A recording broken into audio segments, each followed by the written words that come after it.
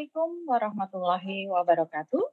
Shalom, Om Swastiastu, Namo Buddhaya, salam kebajikan, salam sejahtera bagi kita semua.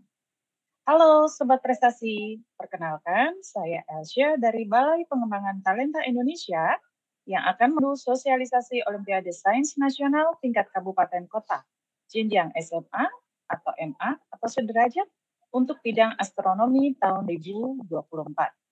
Senang sekali rasanya saya dapat Recording in progress. dari seluruh Indonesia pada acara sosialisasi OSN tingkat kabupaten ini. Bagaimana kabarnya nih Sobat Prestasi? Semoga selalu dalam keadaan sehat dan bersemangat ya. Sobat Prestasi, sebagai informasi bahwa pada tahun 2023 lalu, pendaftar OSN sebanyak 255.710 peserta dan untuk bidang astronomi sebanyak 21.745 peserta. Semoga tahun ini giliran kamu ya yang menjadi bagian dari OSN bidang astronomi ini. Dan Sobat Prestasi persiapkan diri dan mempersiapkan strategi untuk dapat menjadi peserta dan memperoleh medali Olimpiade Sains Nasional tahun 2024. Dalam sosialisasi ini, Sobat Prestasi dapat menyimak dan kalau perlu, silahkan mencatat apa yang harus dilakukan dan dipersiapkan agar Sobat Prestasi dapat menjadi bagian dari OSN bidang astronomi. Nah, Sobat Prestasi, ini saya sudah bersama narasumber kita. Yang pertama, Bapak Hakim L. Malasan. Halo Pak Hakim, bagaimana? Halo, selamat sore, selamat sehat semuanya. Alhamdulillah. Selanjutnya ada Bapak M. Irfan Hakim. Halo Pak Irfan, bagaimana kabarnya Pak? Halo Sobat Prestasi. Alhamdulillah, sehat-sehat semua ya Pak ya? Alhamdulillah. Semoga kita selalu dalam keadaan sehat walafiat. Amin. Baik, langsung saja Sobat Prestasi, mari kita menyimak penjelasan dan pemaparan materi OSN bidang astronomi oleh Pak Hakim L. Malasan dan Pak M. Irfan Hakim. Kami persilahkan Bapak. Baik, terima kasih Mbak Elsya dan para Sobat Prestasi yang kami banggakan. Izinkan saya memperkenalkan diri dulu ya, walaupun Mbak Elsya tadi sudah sampaikan. Saya rasa wajah-wajah kami sebenarnya nggak terlalu asing bagi banyak Sobat Prestasi ya, Sobat Prestasi Langit. Karena kami dari bidang astronomi, kami dosen di Institut Teknologi Bandung, saya sendiri Hakim Lutfi Malasan, dan bersama dengan Bapak Muhammad Irfan Hakim. Saya ingin mengambil kesempatan untuk memberikan sebuah pengantar dulu sebelum Sobat Prestasi sekalian akan mencoba menyimak secara sistematik bagaimana nanti Pak Irfan akan menuntun Sobat Prestasi untuk bisa sukses kiranya mengikuti Olimpiade Sains Nasional tingkat Kabupaten dan Kota Madya. Oleh karena itu, izinkan saya untuk share screen pada bagian pertama ini. Baik Sobat Prestasi yang tentunya penuh harap-harap sekarang ya untuk bagaimana bisa mengikuti Olimpiade Sains Nasional tingkat Kabupaten Kota Madya dengan sukses. Mari kita coba melihat dalam satu perspektif yang lebih luas. Alhamdulillah pemerintah benar-benar sudah sangat serius dalam mencoba memanifestasikan apa yang pernah menjadi arahan Bapak Presiden di tahun 2019 ketika beliau memberi perhatian begitu tinggi pada talenta-talenta nasional. Tentu aja adik-adik Sobat Prestasi sekarang pada posisi yang sangat menguntungkan gitu ya, karena kita lihat betapa seriusnya sebuah ekosistem manajemen talenta itu dikembangkan demi pengembangan dan mencoba mengembangkan sumber daya manusia unggul menuju Indonesia emas. Kita mengenal ada proses identifikasi yang sudah adik-adik Sobat Prestasi lalui, sehingga tentu saja adik-adik Sobat Prestasi bisa sampai pada tahap pengembangan yang dilakukan di sekolah, menuju pada suatu proses yang disebut aktualisasi. Adik-adik diuji dalam mengikuti berbagai ajang, dan tentu aja mengikuti ajang ini bukan hanya tidak ada ruginya, tapi sangat menguntungkan bagi adik-adik nanti ke depannya. Karena bukan main ya, dukungan pemerintah yang diberikan dari mulai beasiswa, kemudian bos kinerja prestasi, pengembangan ekosistem yang meliputi pemberdayaan, sehingga adik-adik sampai pada masanya nanti ketika seluruh prestasi adik-adik sekalian itu bisa diakui, akan dimanfaatkan sepenuhnya untuk kemajuan bangsa menuju Indonesia emas. Nah, adik-adik sekarang pada proses menuju pada satu langkah penting dalam talenta, yakni aktualisasi. Dan kiranya keteguhan adik-adik dalam mengikuti ini nanti akan berbuahkan sesuatu yang nanti sangat bermanfaat bagi adik-adik di masa depannya. Nah, mari kita lihat bahwa pemerintah juga mengembangkan apa yang disebut sistem informasi manajemen talenta. Dan gak ada salahnya adik-adik punya satu cita-cita untuk kiranya bisa nanti menjadi pengisi dari laman yang dikembangkan oleh Kemendikbud khususnya Pusat Prestasi Nasional, di mana adik-adik nanti akan menjadi seperti Hall of Fame yang ada di dalam sistem informasi manajemen talenta yang tentunya akan sangat banyak manfaatnya bagi adik-adik yang serius menekuni ajang dan mencoba selalu ingin berprestasi ke depannya. Baik, itu kurang lebih sebagai pemanasan ya, adik-adik sobat prestasi sekalian. Nah, sekarang mari kita masuk ke astronominya. Astronomi kita semua tahu ya, bidang yang sangat unik yang tentu aja adik-adik sobat prestasi kalau mengikuti ajang ini punya motivasi tersendiri gitu ya, karena ada kecintaan pada satu bidang sains yang memang tergolong langka ya di tanah air kita. Nah, mari kita lihat bahwa dalam satu lingkup yang sangat lengkap, maka Olimpiade Sains Nasional, khususnya bidang astronomi juga menempuh cara yang sama seperti bidang-bidang lain dalam Olimpiade Sains Nasional.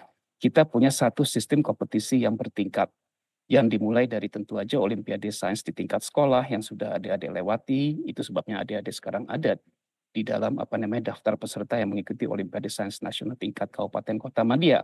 Tadi Mbak Elsa sudah sampaikan ya, sekitar 270.000 peserta dan 21.000 peserta diantaranya adalah bidang astronomi. Jadi kita melihat astronomi itu makin meningkat loh pesertanya. Ini satu gambaran yang menggembirakan, tapi sekaligus juga menunjukkan betapa daya saing astronomi itu makin tinggi. Nah, pada tiba saatnya ketika adik-adik mengikuti Olimpiade Sains Nasional dan ketika lolos, maka adik-adik akan menjadi satu dari 2.000 peserta yang akan mengikuti Olimpiade Sains Nasional tingkat provinsi. Yang selanjutnya nanti akan disaring lagi menjadi 100 peserta Olimpiade Sains Nasional. Dan ketika mungkin adik-adik nantinya beruntung untuk bisa berprestasi meraih 30 terbaik di situ, salah satunya adik-adik akan siap untuk mengikuti pembinaan nasional untuk disiapkan menjadi tim nasional Indonesia mengikuti International Olympiad Astronomy Astrophysics tahun 2025. Tahun ini Brazil, kita harapkan tahun 2025 juga nanti bisa dilaksanakan di tempat yang lebih menarik dan lebih menantang bagi adik-adik sobat prestasi untuk bisa berprestasi di tingkat internasional. Nah, tentu aja tim pembina tidak membiarkan adik-adik setelah OSN itu belajar sendiri. Kita akan membantu melalui pembinaan nasional untuk mempersiapkan adik-adik menjadi bagian dari timnas kebanggaan Indonesia untuk bisa mengikuti ajang internasional. Baik, kita lihat tentu saja juara yang sukses atau pemenang yang sukses bukan hanya pada letaknya pada semangat belajar aja, tapi juga taat pada berbagai macam aturan yang dikembangkan untuk menjamin pelaksanaan lomba itu sendiri. Kita mengenal seleksi tingkat Kabupaten Kota Madya yang insya Allah akan dilaksanakan 25-27 Maret dengan platformnya berbasis ANBK, Asesmen Nasional Berbasis Komputer. Lokasi ini akan dilaksanakan di sekolah dengan sistem pengawasan silang dan dilaksanakan sepenuhnya secara daring. Nah, selepas dari itu pada tanggal 6 sampai tanggal 8 Mei insya Allah akan dilaksanakan seleksi tingkat provinsi dengan platform Learning Management System Moodle yang terkenal dan lokasinya dikumpulkan oleh dinas di satu tempat dengan pengawasan melalui Zoom dan dilaksanakan sepenuhnya secara daring. Ini semua leading atau menuntun adik-adik semua yang sukses untuk nanti akan mengikuti Olimpiade Sains Nasional yang akan dilaksanakan seperti yang tertera di situ di lokasinya di Jabodetabek dengan pelaksanaan yang sepenuhnya adalah on-site ya atau di tempat seperti halnya yang dilaksanakan tahun lalu di Kota Bogor. Tentu aja ini sangat excited ya untuk adik-adik sobat prestasi yang memang punya bukan saja ambisi tapi juga cita-cita besar ya untuk meraih prestasi setinggi-tingginya. Dan jangan lupa astronomi adalah salah satu dari 9 cabang lomba yang sejak tahun 2007 sudah dipertandingkan dan mempunyai peminat yang semakin meningkat dari tahun ke tahun. Semoga juga nanti satu saat seperti itu ya. Nah, adapun timeline kegiatan OSN yang ini juga merupakan bagian penting yang menentukan suksesnya adik-adik sobat prestasi sekalian. Perhatikanlah tanggal-tanggal timeline yang penting seperti ini. Misalnya hari ini kita punya sosialisasi OSNK yang tentunya akan sangat bijak bisa apabila adik-adik sobat prestasi bisa ikuti dengan sangat seksama. Kita punya jadwal uji coba OSNK, ini bagian sangat penting untuk bisa dilakukan demi smoothnya adik-adik bisa melaksanakan atau mengaplikasi. Ingat, lomba bukan hanya masalah ilmu, tapi juga pada bagaimana lancarnya kita melaksanakan atau menggunakan perangkat lomba demi melaksanakan lomba itu sendiri. Itu akan berlangsung tanggal 14 dan 15 Maret, tolong dicatat itu ya adik-adik sekalian. Dan tentu aja yang terpenting adalah pelaksanaan OSNK yang insya Allah akan dilaksanakan 25 sampai 27 Maret 2024 yang sepenuhnya mengikuti cara keikutsertaan secara daring.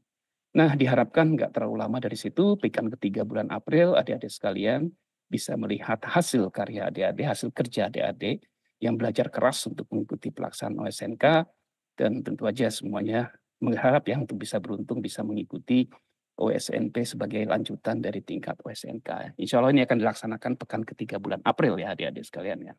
Jadi nanti antara Maret sampai April, jangan terlalu deg-degan ya. Tapi tentu aja santai untuk menunggu hasil dari seleksi yang dilakukan. Nah, salah satu aspek juga yang paling penting dalam pelaksanaan Olimpiade adalah suksesnya kita melakukan pendaftaran.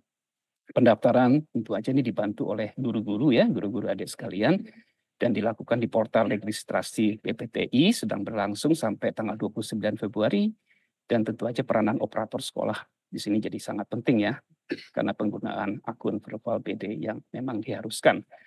Kemudian juga ada laman web komunikasi, kemudian ada VHD yang didistribusikan, banyak pedoman yang memang sudah beredar, hendaknya itu dipelajari dengan baik sehingga semuanya bisa berlangsung dengan satu suasana hati yang memang sudah terjamin bahwa semua proses itu sudah dilakukan dengan baik. Ya. Nggak ada artinya kalau bisa mengerjakan, tapi kalau terdaftar atau salah pendaftaran, ini akan membuat semua menjadi sia-sia ya adik-adik ya. Nah, kita nggak ingin semua mendiscourage semangat adik-adik untuk bisa mengikuti ajang itu dengan baik.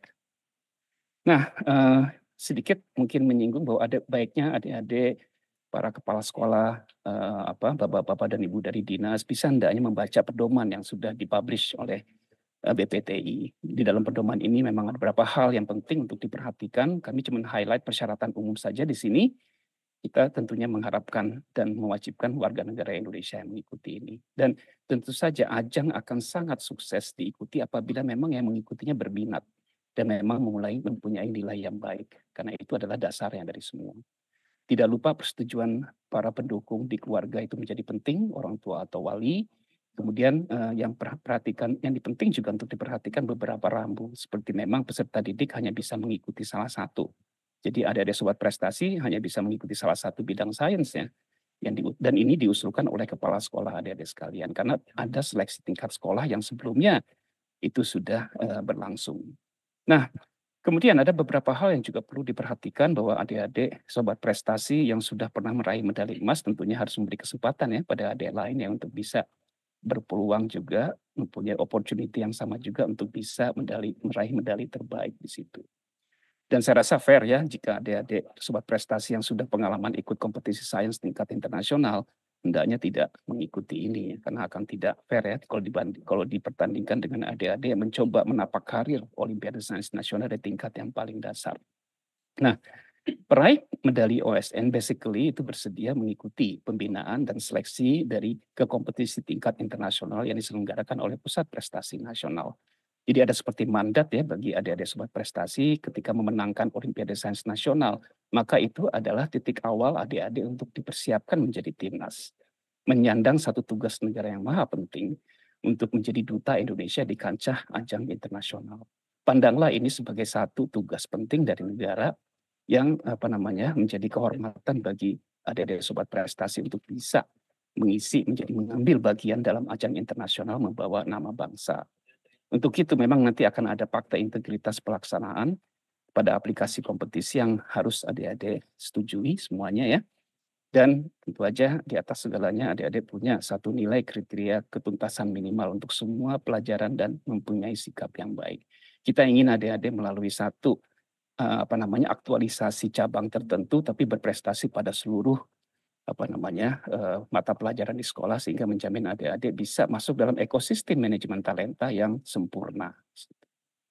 Nah, jadi kita melihat di sini apa yang saya tandakan merah ini ada bagian yang penting, pelaksanaan uji coba itu 14 Maret sampai 15 Maret, astronomi sendiri akan berlangsung tanggal 15 Maret pukul WIB. Jadi tolong bagian Indonesia, bagian tengah dan bagian timur tentunya harus menambah dengan jam di tempat masing-masing ya, 8 sampai pukul WITA dan jam 9 sampai jam 11 di WIT. Itu ya, itu akan berlangsung selama 2 jam.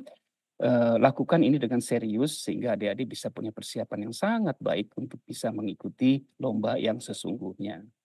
Dan pelaksanaan OSNK itu insya Allah akan berlangsung tanggal 27 Maret pukul 8 sampai pukul 10 WIB, di mana selama 2 jam adik-adik akan mengerjakan soal-soal astronomi selevel Olimpiade Sains Nasional Kabupaten Kota Media di tempat masing-masing seperti yang tadi sudah disampaikan. Nah, di sini saya harapkan menghimbau Bapak-Bapak dan Ibu-Ibu dari Dinas Pendidikan hendaknya bisa menyediakan fasilitas pembinaan dan pelaksanaan kegiatan kompetisi sains di provinsi masing-masing, karena suksesnya siswa dalam mengikuti tentu aja bukan hanya karena bakat dan talentanya, tapi juga ada tempat mengasahnya yang baik di situ. Terus melakukan sosialisasi termasuk juga panduan yang sudah bisa diunduh, di samping dibaca juga bisa didiskusikan bersama di provinsi masing-masing sehingga mereka bisa jadi duta yang baik bagi provinsinya dalam OSN kelak ya ketika mereka akan mengikuti itu. Dinas juga diharapkan atau dinas juga punya tugas untuk melakukan pemanggilan peserta OSNK. Ini akan sangat penting dan membantu kita juga untuk mensukseskan acara OSNK nanti. Dan nanti bersama-sama dengan Balai Pengembangan Talenta Indonesia akan menetapkan dan mengumumkan hasil OSNK. Dan tentu saja didasarkan pada penilaian langsung oleh tim juri yang ada di pusat. Penerbitan e-sertifikat keikutsertaan merupakan bagian yang baik untuk modal adik-adik untuk masuk dalam ekosistem manajemen talenta negara kita. Itu akan sangat membantu untuk karir adik-adik peserta prestasi atau sobat prestasi yang hebat ini. Dan di akhirnya melakukan evaluasi sehingga selalu akan ada perbaikan yang menerus di lingkungan dinas pendidikan. Saya akhiri bagian pengantar ini untuk kemudian saya akan mempersilahkan Bapak Muhammad Irfan Hakim untuk melanjutkan pada sesi yang Baik, Sobat Prestasi, setelah tadi dijelaskan tentang lini masa dan hal-hal yang administratif, saya akan memberikan penjelasan tentang sistem tesnya itu sendiri. Sobat Prestasi, seperti tahun-tahun sebelumnya, ini adalah aturan baku atau panduan baku OSNK bidang astronomi. Yang pertama adalah bahwa tes itu dikerjakan selama 2 jam atau 120 menit yang berisi soal sebanyak 40 butir. Kemudian untuk bidang astronomi kalkulator itu boleh digunakan namun yang tanpa fitur grafik. Kemudian jenis soalnya ada 2, yaitu pilihan ganda di mana jumlah pilihan yang benar hanya 1. Kemudian jenis yang kedua adalah pilihan ganda kompleks dengan jumlah pilihan yang benar kemungkinannya 1 atau lebih dari 1. Kita akan lihat video peragaan pendek bagaimana login ke sistem tes ini. Utamakan perhatikan pada entry username dan password, adapun logo-logo yang lainnya itu kemungkinan nanti disesuaikan. Nah, ini adalah contoh bahwa login Sobat Prestasi berhasil karena sudah tidak dikembalikan lagi ke prom sebelumnya. Sudah masuk ke soal ini sebagai contoh. Namun yang lebih lengkapnya, gambarannya adalah pada slide kedua seperti ini. Di sini ada beberapa bagian. Pertama misalkan yang bagian tengah itu adalah isi soal. Dan kemudian mungkin ada logo seperti ini, Menjar dari milik Kemendikbudristek. Dan ada 2 bagian di wilayah atas, yang nomor 1, nomor 2, lalu yang di bawah ini yang bagian nomor 3. Ini semua bermanfaat untuk Sobat Prestasi untuk diperhatikan. Karena ada kebutuhan misalkan berapa lama sisa waktu saya misalkan. Kemudian informasi soal dan seterusnya. Mungkin juga di sini ukuran font, huruf kurang besar dan seterusnya. Satu hal lagi sebagai catatan, isi soal ini apabila dibutuhkan konstanta, kami dari tim pembuat soal nanti akan menyediakan konstanta langsung di setiap soal bila mana memang dibutuhkan konstanta. Nah, kita akan lihat bagian-bagian dari laman tes yang kurang lebih akan seperti ini pada saatnya nanti. Ini adalah nomor soal, berarti ini adalah soal nomor 7. Kemudian ada tanda untuk memperbesar atau memperkecil ukuran huruf dari soal. Kemudian ada tombol-tombol navigasi di pojok kiri bawah dan kanan bawah. Ini bermanfaat untuk kembali ke soal sebelumnya atau berpindah ke soal setelahnya. Dan kemudian ada tombol yang bermanfaat di sini, yaitu yang di tengah, di bawah, tombol ragu-ragu. Karena kemungkinan ketika menjawab, ini masih ditandai dulu untuk nanti diperiksa lagi. Itu sangat mungkin dan difasilitasi oleh sistem soal ini.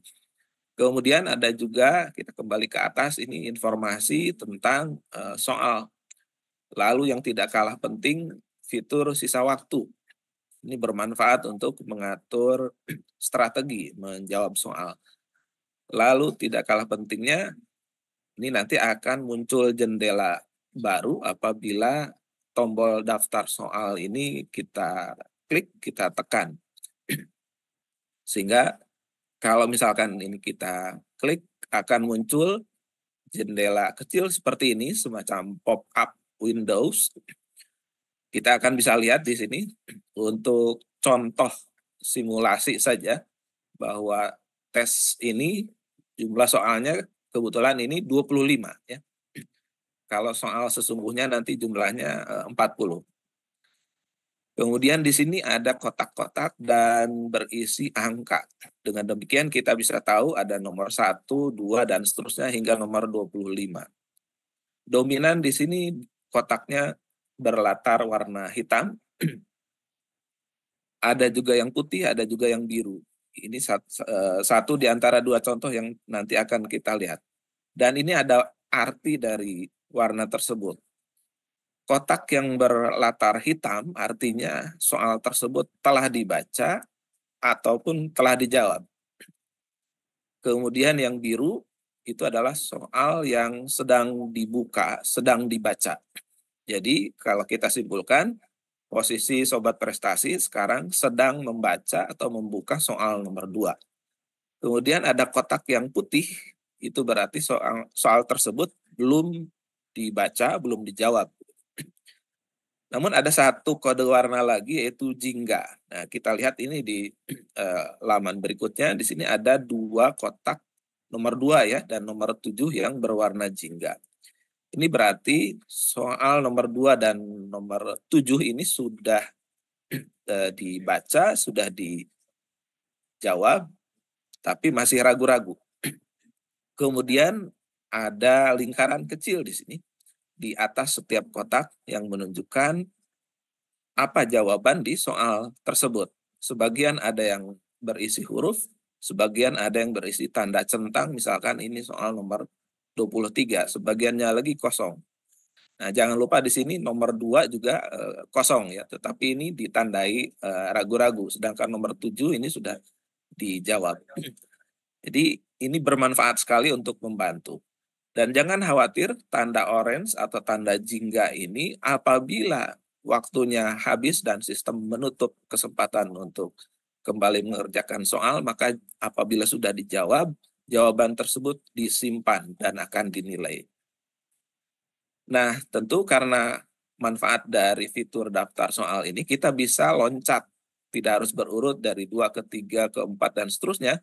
Bisa saja sekarang posisi kita di soal nomor 8 bisa loncat ke 24, loncat lagi dari 24 ke 21 dan seterusnya. Nah, ini adalah contoh tampilan soal pilihan ganda. Kita bisa lihat, tentu setelah melihat fitur-fitur dasarnya, soal ini sudah dijawab tapi ditandai ragu-ragu. Ya. Tapi sesungguhnya ada tipe yang kedua seperti tadi penjelasan di awal, yaitu pilihan ganda kompleks. Kita lihat untuk tipe pilihan ganda ini ada 5 pilihan. Secara umum jumlah pilihan pada soal PG biasanya kami rancang sejumlah 5 pilihan. Seperti penjelasan tadi, tentu jawaban yang benar hanya 1. Nah, ini adalah contoh yang kedua, tampilan soal pilihan ganda kompleks. Secara umum biasanya jumlah pilihan jawaban untuk PGK, pilihan ganda kompleks, sejumlah terbatas, biasanya sejumlah 4. Jadi ini adalah sekumpulan pilihan-pilihan yang harus kalian pikirkan yang manakah yang benar. Nah, total di sini ada 4 pilihan. Minimal ada pilihan jawaban yang benar setidaknya 1.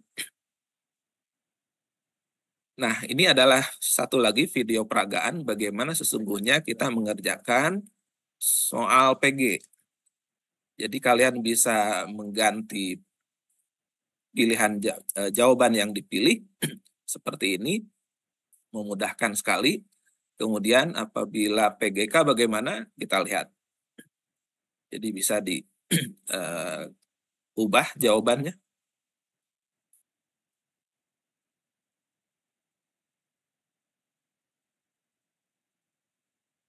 Baik, videonya singkat.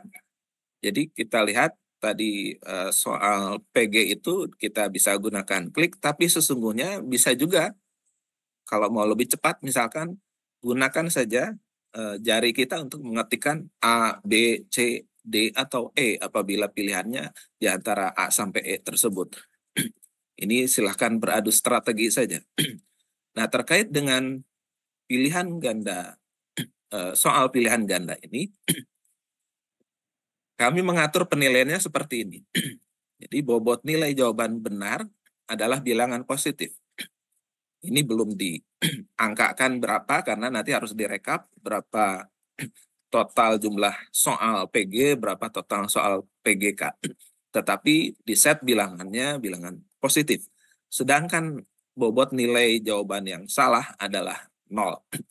Dan kalau sobat prestasi tidak menjawab di soal PG tersebut, maka diberi nilai 0. Karena itu ini tidak ada nilai minus untuk soal PG. Maka kami anjurkan soal jenis PG ini sebaiknya dijawab saja. Nah, kemudian ini adalah tadi contoh soal PGK. Dengan total pilihan ada 4 misalkan, maka kemungkinannya mungkin ada sobat prestasi yang tidak menjawab sama sekali, kosong. Ada yang menjawab dengan 1 pilihan, ada yang maksimal semua dipilih. Nah, tentu saja ini kami harus menghimbau atau memfasilitasi semua sobat prestasi yang punya strategi dan punya pengetahuan agar tidak hanya mengandalkan kecerdikan tapi juga memang pengetahuan. Sehingga kami mengantisipasi setiap pilihan ini ada bobotnya. Nah, cara untuk memberikan jawaban tadi sudah ditunjukkan pada video peragaan yang singkat. Cukup dengan klik saja pada kotaknya. Jadi tidak bisa menggunakan keyboard. Nah, terkait dengan pembobotan nilai untuk jawaban soal PGK, jadi ada kemungkinan kalau diringkaskan, ada kemungkinan karena satu hal untuk soal tersebut mendapat nilai minus. Mengapa? Karena penjelasannya seperti ini. Karena ada sekian banyak pilihan jawaban, sekian pilihan jawaban benar itu kami beri bobot bilangan positif. Setiap jawaban yang salah memiliki bobot bilangan negatif. Nah, jawaban yang dipilih oleh peserta mungkin saja seluruhnya benar, tapi mungkin juga seluruhnya salah. Atau kemungkinan ketiga, sebagiannya benar dan sebagiannya lagi salah. Lalu sistem sudah mengatur algoritma bahwa seluruh bobot nilai jawaban soal yang dipilih dijumlahkan dan nanti dapat menghasilkan nilai total bilangan yang negatif, 0, atau positif. Kemudian bagaimana kalau tidak menjawab? Kalau tidak menjawab soal PGK diberi nilai 0. Nah, jadi kesimpulannya untuk soal PGK ini masih mungkin mendapat nilai minus dan disarankan untuk tidak menggunakan strategi istilahnya pukat harimau, dipilih semua gitu. Karena nantinya akan menghasilkan total nilai, total bobot 0. Apabila kalian tahu bagaimana jawabannya, pilihlah yang memang sesuai dengan keyakinan. Tidak hanya berstrategi asal-asalan.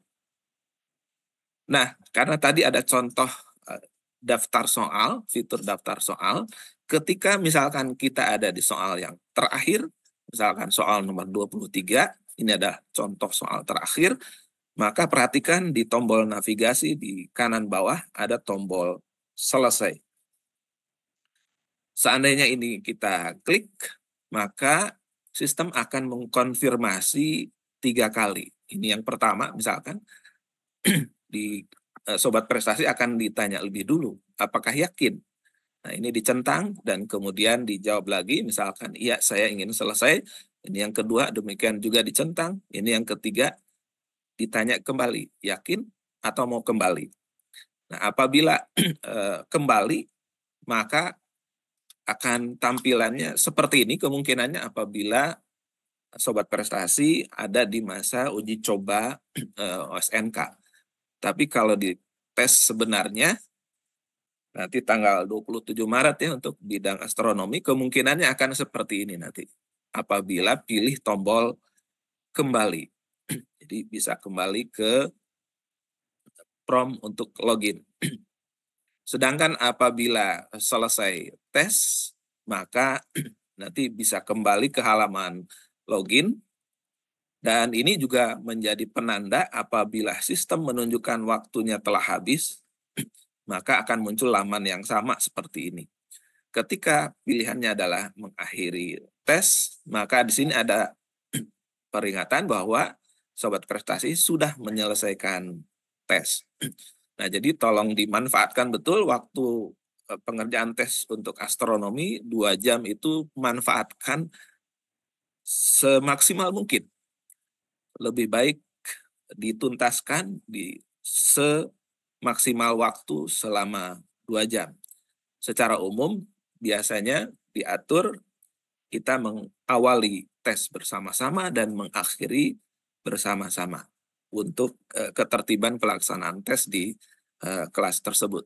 Jadi manfaatkan betul, sebaiknya jangan keluar dari tes apabila belum sampai 2 jam.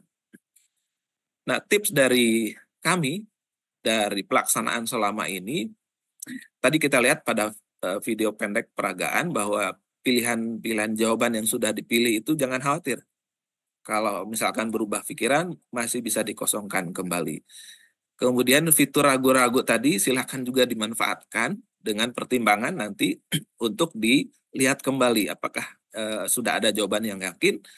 Kalaupun pada akhirnya tidak sempat karena waktu sudah habis, jangan khawatir juga karena sistem menyimpan jawaban terakhir. Kemudian jika waktu tes hampir habis, ya, segera pastikanlah jawaban yang tadi ya. Ini supaya lebih yakin lagi.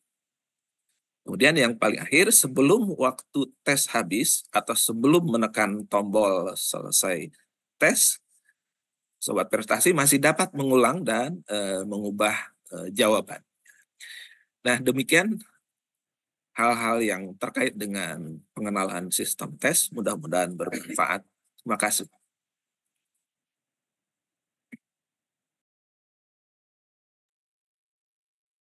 Sangat jelas ya Sobat Prestasi, apa yang telah disampaikan oleh Pak Hakim dan Pak Irfan. Wah, senang sekali rasanya mendengar penjelasan dari narasumber kita yang runtut dan enak disimak ini ya Sobat Prestasi.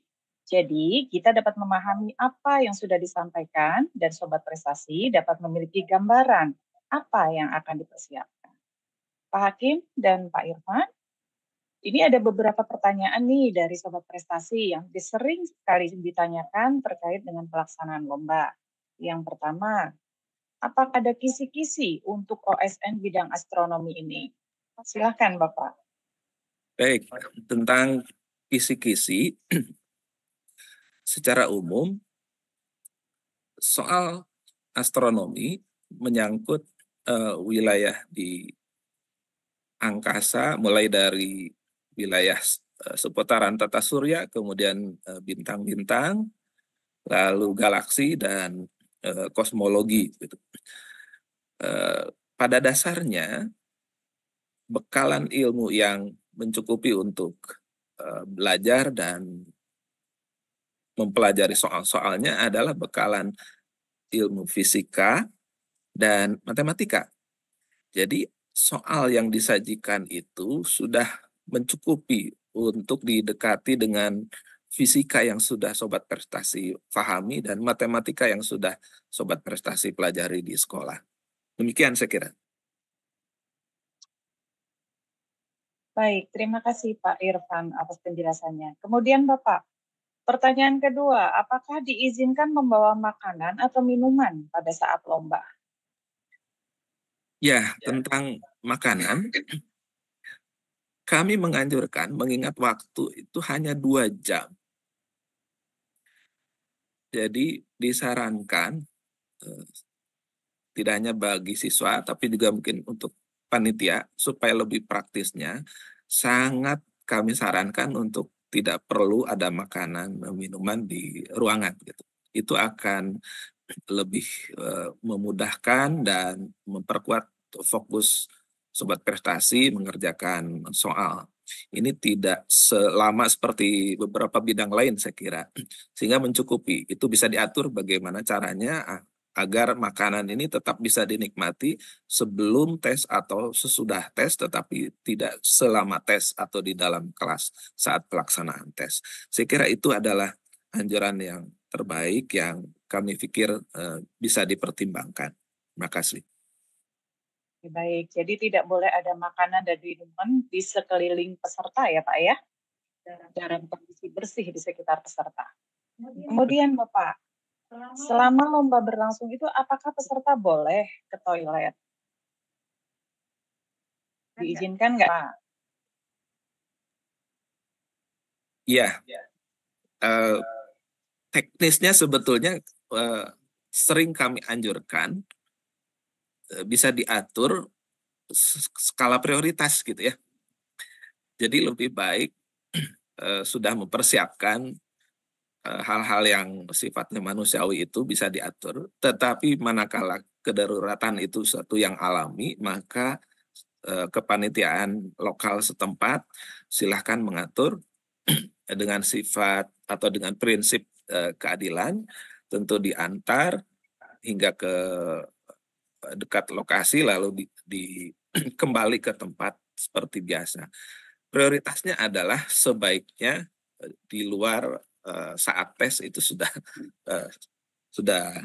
ke toilet begitu, atau nanti setelah tes. Bukan berarti melarang sama sekali. Tentu kedaruratan itu suatu hal yang alami dan manusiawi dan harus tetap difasilitasi. Secara skala prioritas sebaiknya seperti itu. Terima kasih.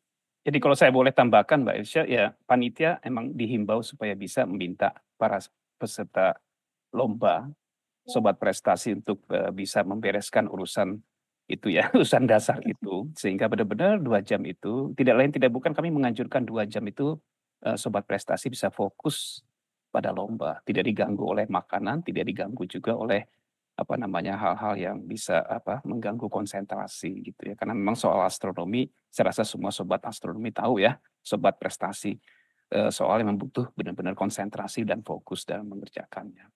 Kurang lebih begitu Mbak Ilse, tambahan untuk Pak Irfan tadi. Baik, terima kasih Bapak. Jadi panitia lokal itu seharusnya mengetahui ya Pak ya aturan-aturan ini dan menaati aturan-aturan seperti ini. Ya, betul. Baik Bapak, selanjutnya terkait dengan surat keterangan buta warna. Apakah harus menggunakan surat di tahun sekarang ataukah boleh menggunakan surat dari tahun sebelumnya? Iya, betul Mbak Elsha dan sobat prestasi sekalian. Memang perihal buta warna itu kami menyadari benar ya, ini sebenarnya membuat satu kesan bahwa IOAA atau OSN bidang astronomi itu sepertinya tidak inklusif gitu ya. Tapi ya kita juga sebenarnya tunduk pada satu konsensus internasional karena statuta IOA sendiri memandatkan bahwa memang peserta ajang prestasi internasional itu hendaknya memang bebas dari buta warna. Ini tidak lain karena memang soal-soalnya sendiri nanti akan sangat berkaitan dengan pengenalan dari segi warna. Tentu aja dalam implementasinya kami akan menggunakan surat keterangan buta warna itu untuk nanti pendaftaran internasional atau ke nasionalnya. Karena itu, tentu aja surat keterangan bebas buta warna yang terkini ya, yang update itu yang diperlukan. Karena kita juga mengenal ada buta warna parsial ya, yang bisa sembuh, bisa sakit lagi.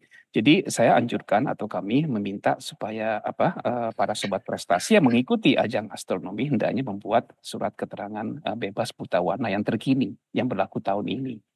Dan itu akan bisa berlangsung digunakan untuk satu siklus tahun ini gitu ya, pelaksanaan sampai ke OSN. Penyampaian itu juga nggak harus dipatok sebelum OSNK ya, bisa juga waktu OSNP dimasukkan lagi bagi belum bisa yang masukkan, bahkan mungkin kalau yang belum bisa juga masukkan menjelang OSN juga bisa dimasukkan, tapi surat keterangan bebas buta warna tetap syarat ya ini diperlukan. Kurang lebih itu Mbak Elsa. Baik, terima kasih Pak Hakim. Memang penting sekali ya Pak ya terkait dengan surat keterangan buta warna ini, dan memang seharusnya memang yang terbaru ya Pak ya, Betul, bukan betul. dari tahun yang sebelumnya, karena memang pentingnya untuk tahun berjalan gitu ya Pak ya. Baik Pak Hakim, Pak Irfan, tadi sekilas sudah disampaikan terkait tips dalam pelaksanaan OSN bidang astronomi.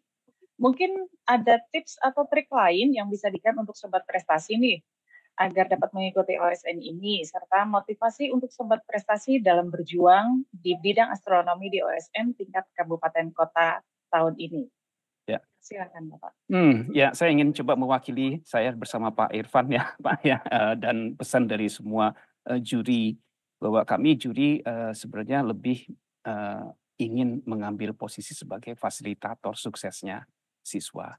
Tapi biar gimana pun siswa atau peserta didik atau sobat prestasi tentunya harus berjuang keras ya untuk bisa mencapai satu prestasi. Karena prestasi itu bukan satu hal yang instan ya, bisa dicapai tanpa ada upaya yang keras.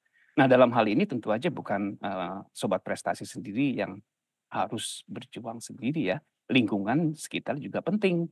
Itu sebabnya salah satu anjuran kami juga hendaknya memang ada satu lingkungan yang bisa mendukung, yang kondusif ya untuk bisa menyiapkan para sobat talenta yang hebat-hebat ini untuk bisa dengan gembira, dengan penuh semangat bisa mengikuti ajang apapun yang mereka izin ya, bukan cuma astronomi aja, tapi khususnya untuk astronomi memerlukan hal seperti itu. Astronomi ada bidang yang mungkin beyond basic science gitu, dalam pengertian mungkin bukan cuma matematika, fisika saja yang diperlukan, tapi juga kecintaan pada astronomi sendiri diperlukan. Nah, karena itu menjadi penting ya bagi siswa ada dalam kondisi di mana memang menyenangi langit, mencoba membiasakan diri untuk mencoba mengamati langit. Itu adalah modal dasar ya untuk bagaimana siswa itu mengembangkan cara berpikir menggunakan matematika sebagai tools, menggunakan fisika sebagai panduan hukumnya untuk bisa menjelaskan, mendeskripsikan alam semesta dan dengan sendirinya bisa menyelesaikan soal-soal menantang yang nanti akan diberikan oleh para juri untuk bisa sobat prestasi itu selesaikan dengan baik. Dan mungkin sebagai motivasi nih Mbak Elsie, saya ingin mencoba mengutip aja satu kalimat yang mudah-mudahan bisa mendorong sobat prestasi sekalian untuk bisa melakukan yang terbaik. Intinya adalah sobat prestasi sekalian, dalam konteks astronomi perlihatkanlah pada langit dan bumi hal yang terbaik dari kalian. Maka insya Allah yang terbaik pasti akan datang pada kalian. Demikian. Motivasi yang luar biasa sekali Pak Hakim. Perlihatkanlah hal yang terbaik. Ya. Berikanlah hal yang terbaik. Gitu ya Pak ya? Ya, betul. Baik sobat prestasi semuanya, semoga tips dan trik serta motivasi yang disampaikan dapat memberikan semangat yang lebih untuk sobat prestasi semua dalam mengikuti ON bidang astronomi ini. Kami sampaikan terima kasih dan apresiasi yang setinggi-tingginya kepada narasumber kita, Bapak Hakim El Malasan dan Bapak Irfan Hakim, atas pemaparan materi dan penjelasan yang sangat detail pada sosialisasi ini, dan juga tips dan trik serta motivasi untuk sobat prestasi semuanya.